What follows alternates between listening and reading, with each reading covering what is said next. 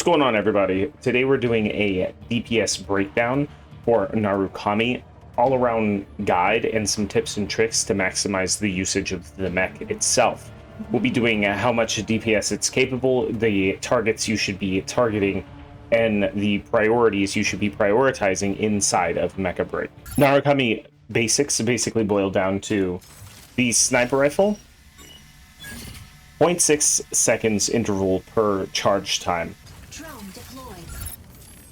There is a drone that Narukami deploys that also shoots with Narukami. You can have 2 drones deployed at once, and each drone has a maximum of 100 meters for you to maintain cloaking capabilities. Optical camo deactivated. There is an invisibility sphere where people cannot target you, obviously.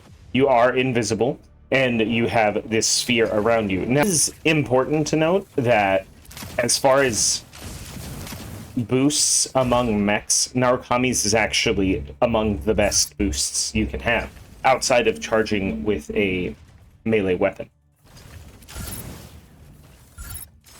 Tricera is not an enemy to be trifled with Narukami.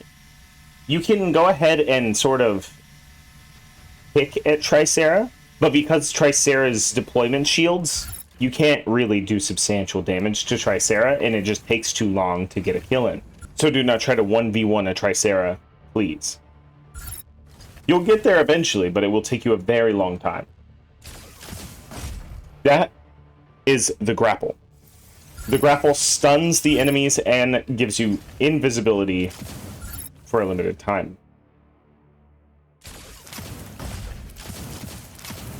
This is best used as an evasion tactic if you're being chased down, or if you need to do something specific with a stagger and just not get targeted. Like if you're being chased down with a Panther, that is a very good technique against Panther.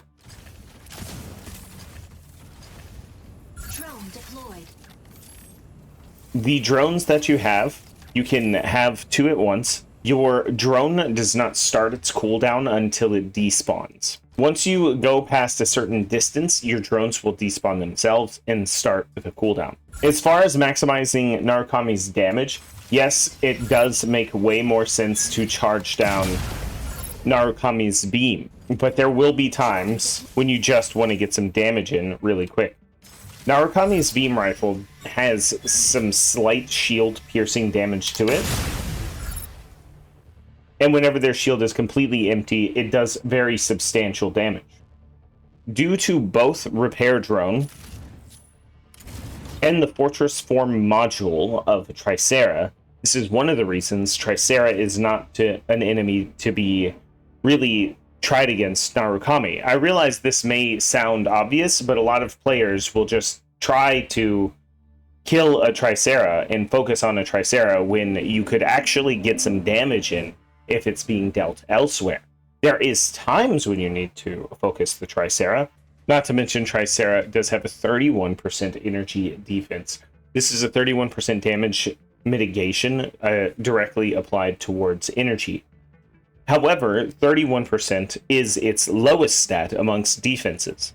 Falcon, on the other hand, is a perfect antagonist for Narukami. If you see a Falcon, or a Falcon sees a Narukami, it's going to be rough for them to not want to kill each other because they're basically each other's nemesis.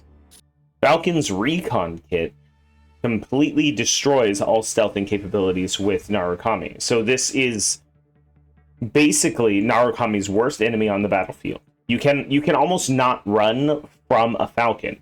If you find a Falcon and he's chasing you, your best bet is to just rush headfirst into all of your allies. All right, now, so why does all of this matter?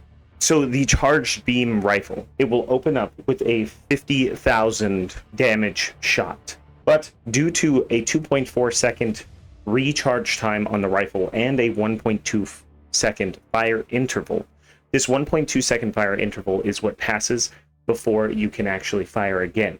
Think of it as a fire rate. So after your 2.4 second charge, plus your 1.2 second fire rate, you actually get a 3.6 second total firing interval for the charged beam weapon.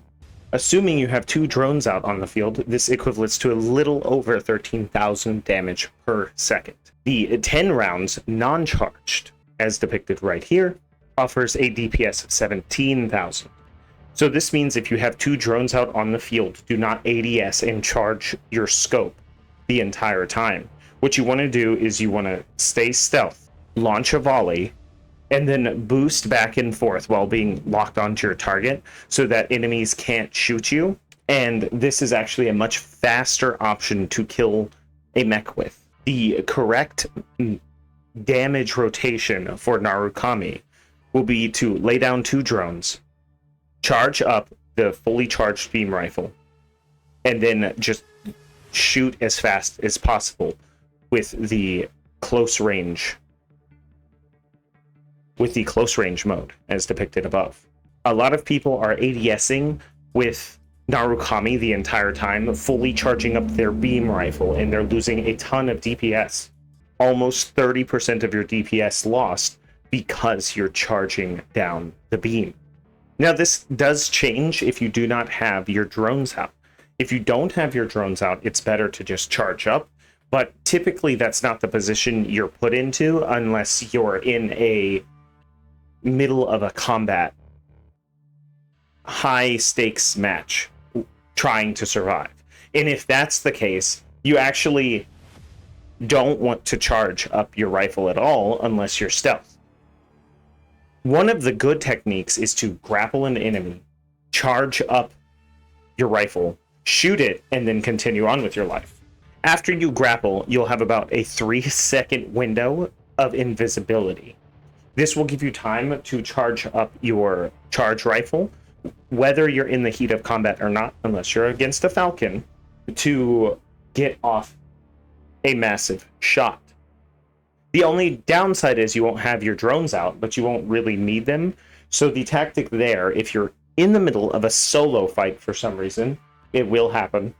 Perform your grapple, stun the enemy, charge your rifle, let out a shot, then release a drone to go back into stealth, and then start shooting your singular gun while releasing another drone every time you get 100 meters away from the other drone because you're trying to survive.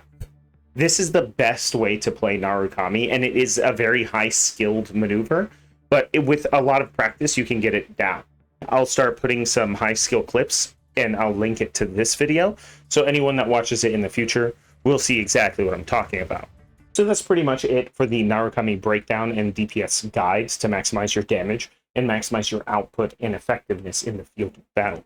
If y'all have anything to add or anything that you think I miss, or tips and tricks with Narukami specifically, please put them down in the comments. If you're interested in how the general HP and fluid armor system work, there's a video linked in this video's description that goes over that, just in case you're confused about how damage works in Mecha Break. I do a ton of stuff on Twitch, so if you're interested in my Twitch channel, check out the video description, and let me know which mech you want me to test out first. I'm going to do this with all the mechs eventually. Y'all have a sick day, and peace out.